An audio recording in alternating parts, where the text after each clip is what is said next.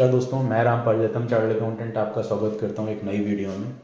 और आज अपना टॉपिक रहेगा प्रोड्यूसर कंपनीज़ के टैक्सेशन को लेके। काफ़ी दिनों से आपके साथ में नहीं आ पाया और प्रैक्टिस के दौरान और आप लोगों ने यूट्यूब के माध्यम से अलग अलग प्लेटफॉर्म्स पे कॉल करके पूछा बताया कि आप लोगों को इनकम टैक्स के काफ़ी नोटिसेस भी आए कई लोगों को। तो मैंने काफ़ी डीप स्टडी करने के बाद में आपके लिए क्या किया, एक कॉन्क्रीट वीडियो बनाया जिससे हम आपसे टैक्सेशन के रिलेटेड बात करेंगे। और ये सिर्फ इनकम टैक्स से रिलेटेड बात नहीं रहेगी। आप अपने स्क्रीन पे देख पा रहे होंगे कि ये जो हम टैक्सेशन की जब बात कर रहे हैं तो अपने प्रोड्यूसर कंपनी के टैक्सेशन दो तरीके से हम लोग कंसिडर करने वाले हैं।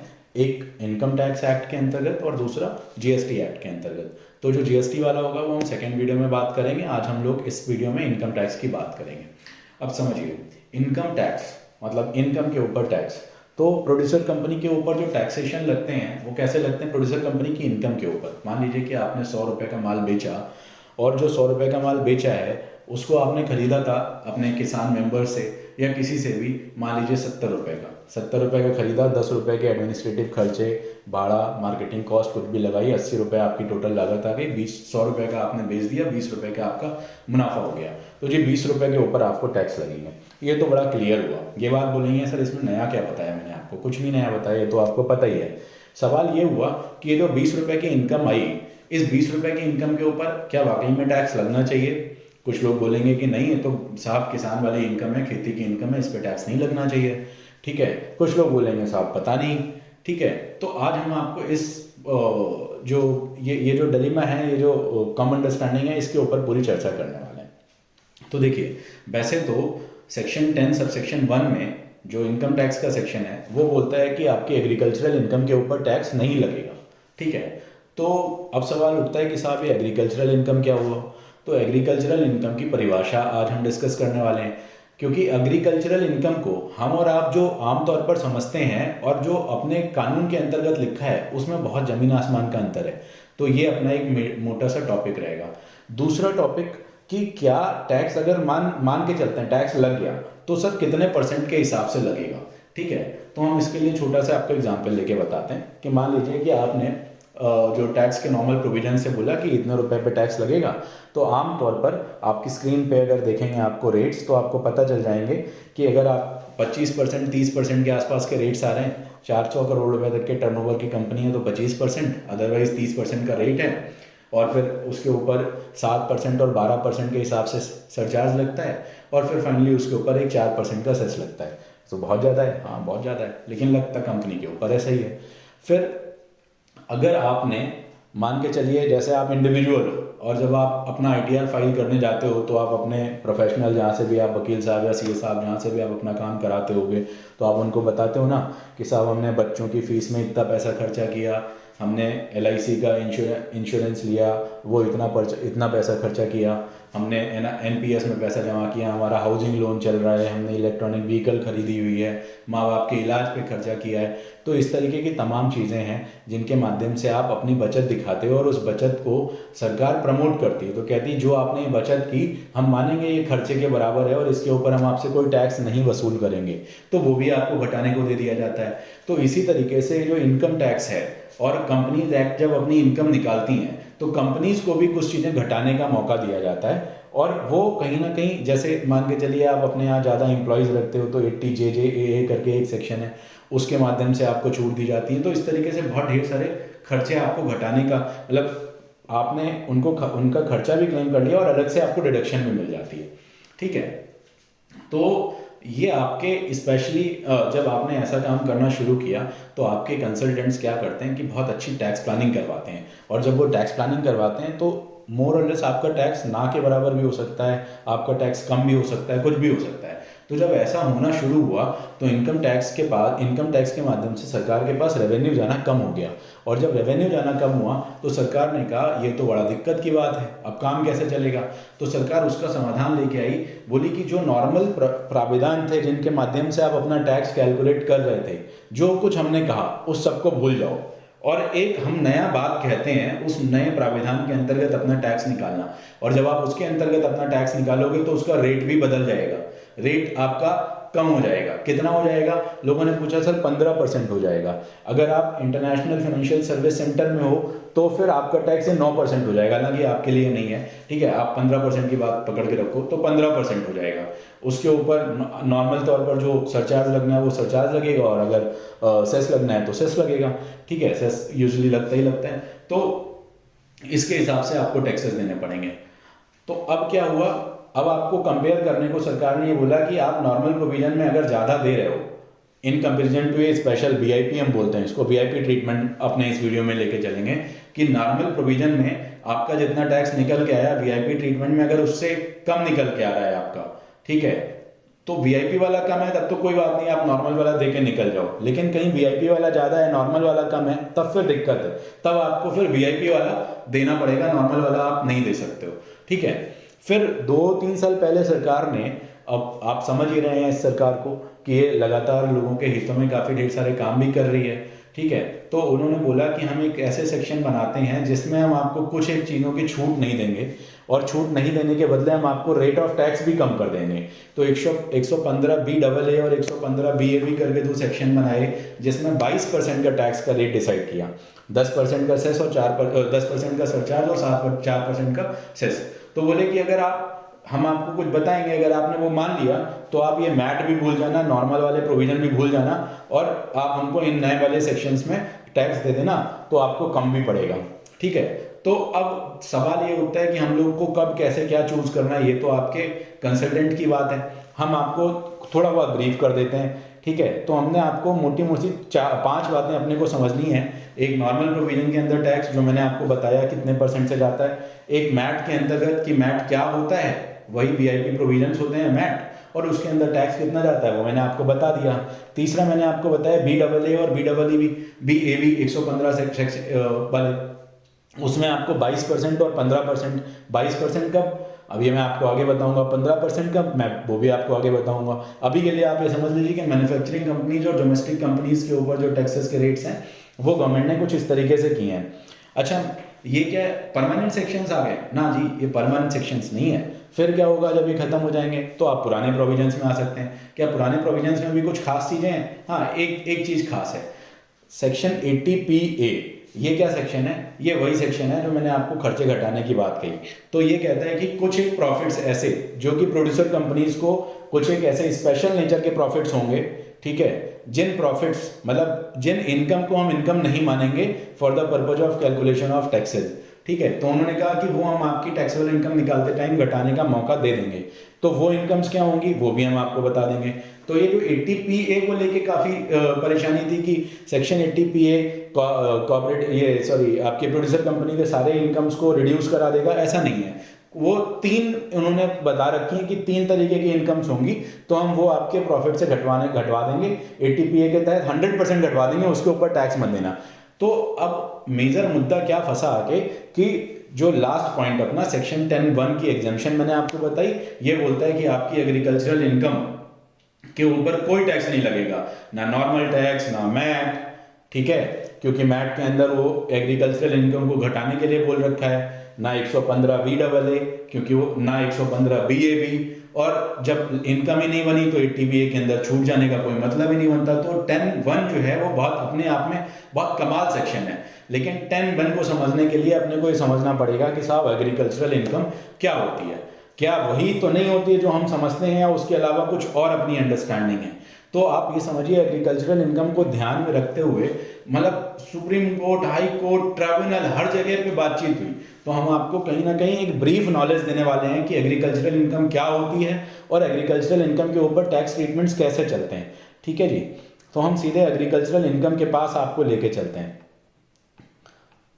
ये आगे जी आप एग्रीकल्चरल इनकम के पास, ये डिफाइंड है सेक्शन 2 सबसेक्शन 1A के अंतर्गत। तो सेक्शन 2(1)A क्या कहता है कि एग्रीकल्चरल इनकम का मतलब ये 3 पॉइंट्स में डिवाइड है, ABC। हम धीमे धीमे समझेंगे, ब्रीफ करेंगे, उसके बाद में उसकी डिटेल में समझेंगे। तो कुछ एक जजमेंट्स हैं, उनके मुताबिक क्या नेचर ऑफ इनकम, क्या ऐसी वाली इनकम ऐसी होगी, ऐसी वाली इनकम ऐसी होगी, हम उसके ऊपर बात करेंगे, ठीक है जी। तो कहता है कि रेंट और रेवेन्यू डिराइव्ड फ्रॉम लैंड, मतलब आपको कोई भी रेवेन्यू आ रहा हो या कोई किराया आ रहा हो जो कि जमीन से आ रहा हो, लेकिन ऐसी जमीन होनी चाहिए जो कि सिचुएटेड इन कहाँ, इंडिया में हो और एग्रीकल्चरल पर्पज के लिए यूज हो रही हो। नंबर एक बात, तो अगर ये कंडीशन स्पेसिफाइड है तब तो साहब एग्रीकल्चरल इनकम होगी, अदरवाइज नहीं होगी। सर और भी कोई बात है? हाँ बिल्कुल है। कह रहा है कि any income derived from such land, कौन सी? जो ऊपर लैंड की बात की गई, मतलब जो इंडिया के अंदर हो और जिसके ऊपर एग्रीकल्चरल पर्पज से काम हो रहा हो, उससे आपको कोई वो जो इनकम आ रही है वो इनकम किस माध्यम से आनी चाहिए? वो साहब एग्रीकल्चर से आनी चाहिए, खेती के काम से आनी चाहिए। ठीक है, ओके। और कुछ बात है क्या इसमें खेती के काम के अलावा?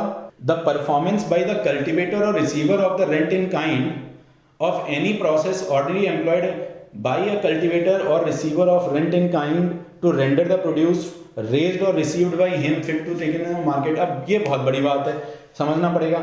मान के चलिए एक किसान है, उस किसान का काम क्या है कि वो गन्ना किसान है, वो गन्ना उगाता है।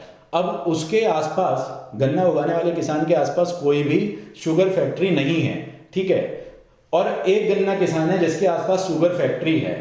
तो जब गन्ने को एज इट इज बेचा जा सकता है, मतलब आसपास आपके जो शुगर फैक्ट्रीज हैं जो कि गन्ना खरीद रही हैं और आपके गन्ने को एज इट इज बेचा जा सकता है, उस टाइम पे अगर आप उस गन्ने से गुड़ बनाने का काम कर रहे हो, ठीक है, तो वो जो गुड़ बनाने से इनकम होगी वो पार्टली नॉन एग्रीकल्चरल इनकम होगी। लेकिन पहले वाले केस में अगर आपके आसपास कोई भी फैक्ट्री नहीं है, आप गन्ने को एज इट इज नहीं बेच सकते हो, तो गन्ने की क्वालिटी रिड्यूस होने की क्षमता रखती है।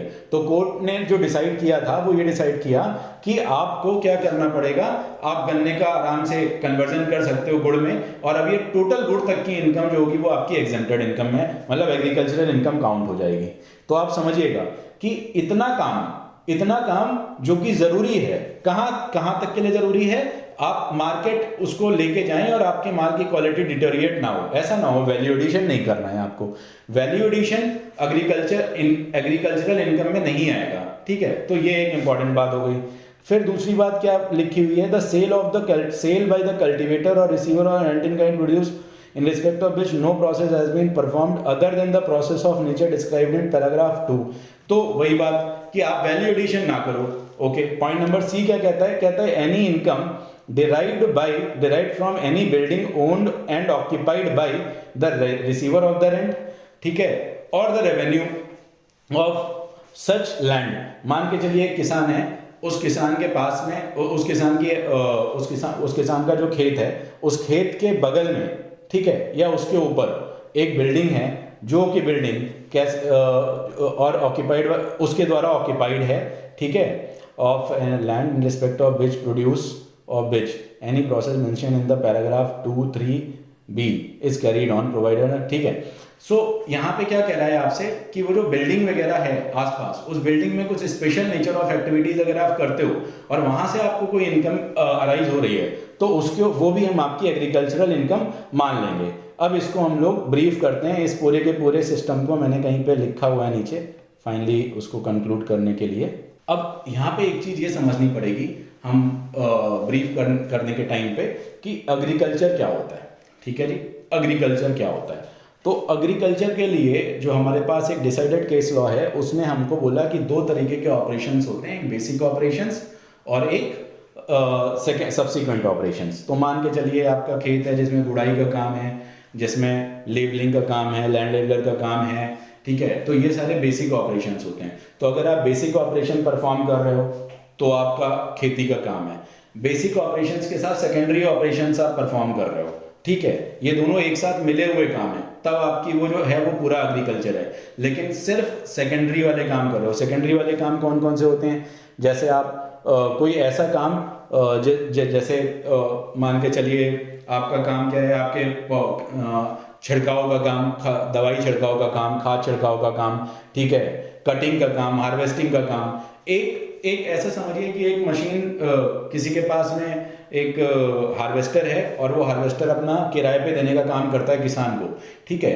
तो अगर वो किसान का खुद का हार्वेस्टर है और वो उसका इस्तेमाल कर रहा है, ठीक है, अपनी जमीन के ऊपर जिसके ऊपर उसने बेसिक ऑपरेशन किए हुए थे, मतलब वो फसल उसने लगाई थी, तो कोई दिक्कत नहीं है। लेकिन अगर कोई किसान ये बोलता है कि मैं हार्वेस्टर किराए पे दे रहा हूँ या हार्वेस्टर से किसी दूसरे के खेत को हार्वेस्ट करने का काम कर रहा हूँ, मतलब उसकी कटाई करने का काम कर रहा हूँ, और उससे जो हमको इनकम प्राप्त हो रही है वो एग्रीकल्चरल इनकम है, तो ये एकदम गलत है। ये अंडरस्टैंडिंग आपको निकालनी पड़ेगी, ठीक है। तो अगर आप दोनों काम अपने आप कर रहे हैं तो ये एग्रीकल्चरल इनकम होगी, और अगर ये दोनों काम आप अपने आप नहीं कर रहे हैं तो ये एग्रीकल्चरल इनकम नहीं होगी। यही मेजर आप ये समझ लीजिए, यही पूरे के पूरे की पॉइंट्स हैं, ठीक है। तो अब बात आई कि क्या एक जगह पे बोला गया कि क्या सिर्फ फूड ग्रेन्स को उगाना, मतलब दाल है, गेहूं है, ये सब उगाना सिर्फ एग्रीकल्चरल इनकम में काउंट होगा ना? फ्लावर्स भी काउंट होंगे, कोई दिक्कत नहीं है, ठीक है। सिर्फ फूड ग्रेन्स वगैरह को आप काउंट करो ऐसा कहीं नहीं लिखा हुआ है, फ्लावर्स भी काउंट होंगे, ठीक है। अच्छा, मान के चलिए एक केस आया कि क्या जमीन के साथ connection, mayor connection with the जमीन, कि आपने जमीन के ऊपर कोई प्रोसेस की, इस बात से ये साबित हो जाएगा कि आपकी एग्रीकल्चरल लैंड है, आपका जो इनकम है वो एग्रीकल्चर, आपका जो वर्क है वो एग्रीकल्चर है? तो नहीं, ऐसा नहीं है। आपका एक्चुअल में आपने कुछ ना कुछ प्रोसेस जमीन के अंदर उसको बोलते हैं कि जैसे हम लोग वो अकुआ निकल आना, ठीक है, जमीन से कुछ ना कुछ निकलना चाहिए, तब बात आती है एग्रीकल्चर वाली, है ना। तो लाइव स्टॉक, डेयरी फार्मिंग, चीज़ का बिजनेस, ये सारे जो भी बिजनेस आपको दिख पा रहे हैं स्क्रीन पे, वो आपके एग्रीकल्चर के बिजनेस नहीं है। Income drive from agriculture, agriculture operation है, मैंने आपको बता दिया था। Income drive from marketing process. अब इनकम फ्रॉम बिल्डिंग, जो मैं ऊपर छोड़ के आया क्योंकि यहाँ पे ज़्यादा अच्छा लिखा है, ठीक है। इनकम फ्रॉम बिल्डिंग का मतलब, अब मान के चलिए एक बिल्डिंग है, उस बिल्डिंग के ऊपर कोई भी अगर बिल्डिंग किराए पे उठाने से कोई भी बात आती है तो उसके ऊपर आमतौर पर रेंट का जो इनकम फ्रॉम हाउस प्रॉपर्टी करके जो है कि पार्ट है इनकम टैक्स में, उसके अंतर्गत उसका टैक्सेशन होता है। तो क्या एक ऐसी बिल्डिंग जो कि खेत से कनेक्टेड है, खेत के आसपास के एरिया में जुड़ी हुई है, क्या उसके ऊपर उसके माध्यम से होने वाली इनकम के ऊपर हम उसको एग्रीकल्चरल इनकम बोलेंगे या नहीं बोलेंगे? तो हम आमतौर पर तो नहीं बोलते हैं अगर कोई बिल्डिंग या प्रॉपर्टी से आती है, लेकिन हम बोलेंगे एग्रीकल्चरल इनकम कब? जब ये चार शर्तें पूरी हों। पहली शर्त कि जो बिल्डिंग है वो कल्टीवेटर या receiver of rent in coin उनके द्वारा जो है कि ऑक्यूपाइड हो, मतलब या तो जैसे मान लीजिए आपने बटाई पे किसी को दे रखा है खेत, तो जो ओनर है उसके पास उसका ऑक्यूपेशन होना चाहिए, या फिर जो कल्टीवेटर है जिसको बटाई पे दे रखा है उसके पास में उसका ऑक्यूपेशन होना चाहिए, ठीक है। लैंड अगेन कहाँ पे होनी चाहिए? इंडिया के अंदर सिचुएटेड होनी चाहिए। फिर कल्टीवेटर और receiver of the rent in kind by reason of his connection with the agriculture land requires the building और ड्विलिंग हाउस और स्टोर हाउस। उस वहाँ पे क्या हो सकता है? उस पर्टिकुलर वहाँ पे घर भी हो सकता है, वहाँ पे स्टोर हाउस भी हो सकता है, या किसी और तरीके का भी हाउस हो सकता है जो वो यूजली एग्रीकल्चर से रिलेटेड काम में इस्तेमाल कर रहा है। और लैंड जो है, land is assessed as the land revenue और लोकल रेट्स और सिचुएटेड इन रूरल एरिया। या तो वो लैंड रेवेन्यू के रिकॉर्ड में एग्रीकल्चरल लैंड होनी चाहिए या फिर वो रूरल एरिया के अंदर होनी चाहिए। अब सवाल आया कि सर रूरल एरिया क्या होता है? तो देखिए, रूरल एरिया क्या होता है कि अगर किसी म्यूनिसिपैलिटी की पॉपुलेशन 10,000 से कम है तो उसके अंदर वाली जो लैंड होगी ना वो रूरल ही होगी। लेकिन अगर किसी की पॉपुलेशन 10,000 लोगों से ज़्यादा है और 10,000 लोगों से ज़्यादा वाला जो एरिया होगा तो उसको हम लोग उस एरिया को रूरल एरिया नहीं मानेंगे, ठीक है। लेकिन अगर मान के चलते हैं 10,000 से ज़्यादा है और कितना 1 लाख तक है, तो उसके 2 किलोमीटर के दूर का एरिया जो होगा वो रूरल एरिया, 2 किलोमीटर के अंदर तक का एरिया रूरल एरिया नहीं होगा। अगर यही जो है कि कितना 10 लाख और 1 लाख, मोर देन 10 लाख है, ठीक है, मोर देन 1 लाख है लेकिन 10 लाख के आसपास का है, 1 लाख से ज़्यादा और 10 लाख तक, तो ये जो 2 किलोमीटर की लिमिट थी वो 6 किलोमीटर हो जाएगी, और 10 लाख से ज़्यादा है तो ये 8 किलोमीटर की दूरी हो जाएगी। तो अगर मान लीजिए कि कोई कैंटोनमेंट एरिया जिसकी पॉपुलेशन 10,000 लोगों से अंदर, तो वहाँ पे कोई दिक्कत ही नहीं, वो रूरल एरिया मान लिया जाएगा। लेकिन अगर 10,000 से ज़्यादा है लेकिन 1 लाख तक है तो उसके 2 किलोमीटर एरिया, सीधे सीधे 2 किलोमीटर की दूरी नापेंगे, उसके बाद का एरिया रूरल, ठीक है। और अगेन फिर वो 6 किलोमीटर और 8 किलोमीटर अपनी पॉपुलेशन के हिसाब से। तो इस तरीके से ये आपको रूरल एरिया है या नहीं है ये निकालना पड़ेगा अपने लिए। अब हम कुछ एक एग्जांपल्स के ऊपर आते हैं कि क्या कौन कौन सी इनकम्स ऐसी होंगी। जैसे मान के चलिए आपने क्या किया, रीप्लांटेड ट्रीज को बेचा है, कहीं और से आपने पेड़ पौधे खरीदे होंगे, उनको प्लांट किया और ग्रो अप किया, उसके बाद उनको बेच दिया। बिल्कुल आपने ज़मीन का इस्तेमाल किया है, ये आपकी एग्रीकल्चरल इनकम है। चरागाह का आपने काम कर रहे हो, आपके ज़मीन पे आके जो है कि आप घास उगवा रहे हो, जानवर चर के जा रहे हैं, उससे होने वाली इनकम भी आपकी एग्रीकल्चरल इनकम है। आपको कोई कंपनसेशन मिला, आपको इंश्योरेंस कंपनी से आपकी फसल खराब होने के अगेंस्ट कोई कंपनसेशन मिलता है, तो वो एग्रीकल्चरल इनकम है। लेकिन अगर कंपनसेशन के अलावा कोई एरियर्स भी मिलते हैं, कोई उसके ऊपर पेनल्टी लगा देती है आपको डिले कंपनसेशन देने की वजह से, तो जो पेनल्टी वगैरह आएगी वो आपका एग्रीकल्चरल इनकम नहीं होगा। ठीक है, अगर ये आप दो लोगों के नाम पे खेत है, जॉइंट में, पार्टनरशिप में, तो पार्टनरशिप से होने वाले जो प्रॉफिट्स हैं वो भी अपना नेचर सेम रखते हैं, वहाँ बदलता नहीं है। लेकिन कंपनी के केस में ऐसा नहीं है। अगर कंपनी आपकी प्रोड्यूसर कंपनी है ना, अगर आप डिविडेंड डिक्लेयर करेंगे तो जो आपके शेयर होल्डर्स को डिविडेंड जाएगा वो एग्रीकल्चरल इनकम नहीं होगा। ठीक है, पार्टनरशिप फर्म में अगर आपको ब्याज से होने वाली इनकम है तो वो भी आपकी एग्रीकल्चरल इनकम ही काउंट की जाएगी, जो पार्टनर्स को उनकी कैपिटल के ऊपर ब्याज होता है। ठीक है, तो ये भी एग्रीकल्चरल इनकम आपकी मानी जाएगी। देन नर्सरी, यस, नर्सरी के ऑपरेशंस जो होते हैं वो भी एग्रीकल्चरल इनकम में आते हैं, इसके ऊपर डिसाइडेड केस लॉ है ऑलरेडी। अब यहाँ पे बात आता है सीड का बिजनेस। ठीक है, क्या सीड वाला जो बिजनेस है वो, जैसे आजकल सीड प्रोसेसिंग प्लांट होता है, केवीके से आपने जो है कि मदर सीड लिया, उसके बाद में लोगों को बेचा और बेचने के बाद आपके मेंबर्स ने उसको ग्रो किया और ग्रो करने के बाद आपने उनसे वापस से खरीद लिया, तो क्या ये एग्रीकल्चरल इनकम में होगा? नहीं, ये बिल्कुल नहीं होगा। लेकिन एक प्लानिंग के तहत ये काम भी एग्रीकल्चरल इनकम में हो सकता है। ठीक है, अगर आप उनके साथ में, अपने मेंबर्स के साथ में कुछ डिफरेंट रिलेशनशिप बना पाएँ तो। ठीक है, जो कि मैंने आपसे ऑलरेडी डिस्कस कर चुकी हैं पहले। सो ये हो गया आपका। अब कुछ एक चीज़ें, जैसे मान लीजिए आपने अपनी ज़मीन बैंक के साथ क्या किया कि रिवर्स मॉर्गेज में डाल दी, तो बैंक आपको हर महीने एन्युटी दे रहा है ज़मीन के ऊपर, वो आपकी एग्रीकल्चरल इनकम नहीं है, क्योंकि आप कोई खेतीबाड़ी का काम नहीं कर रहे हो। नमक बना रहे हो, तो नमक तो समंदर किनारे ज़मीन के ऊपर फैला के बनाया जाता है ना, उससे आपका कोई ज़मीन के साथ कोई प्रोसेसिंग नहीं है आपकी, तो वो आपकी एग्रीकल्चरल इनकम नहीं है। कोई पेड़ पौधे आपने उगाए नहीं, नेचुरली उगाए, आप उनको काट दिए जाके, उनको बेच दिए जाके, तो वो आपकी एग्रीकल्चरल इनकम नहीं है। ठीक है, इंटरेस्ट, डिविडेंड, ये सब मैंने, फिशरीज का, आपका चीज़ मेकिंग का, पोल्ट्री फार्म का, टेडी टैपिंग का। ठीक है, ये जो ताड़ी बनाने वाले लोग होते हैं, आपको कोई डैमेजेस मिल जाते हैं तो ये कोई भी आपकी एग्रीकल्चर इनकम के हिस्सा नहीं बनेगी। कुछ एक ऐसे प्रोडक्शंस हैं जहाँ पे सरकार ने अपने आप एक सेट पैटर्न बना रखा है कि अगर आप ये प्रोड्यूस कर रहे हैं तो इतने परसेंट हम आपका इनकम एग्रीकल्चर मानेंगे और इतने परसेंट नॉन एग्रीकल्चर मानेंगे। जैसे चाय है, चाय के केस में 40% इनकम जो है वो आपका बिजनेस इनकम माना जाएगा और 60% आपका एग्रीकल्चरल इनकम माना जाएगा। इसी तरीके से रबर 35% और 65%, और कॉफ़ी में 25% आपका जो है कि टैक्सेबल और 75% आपका नॉन टैक्सेबल, मतलब एग्रीकल्चरल इनकम माना जाएगा।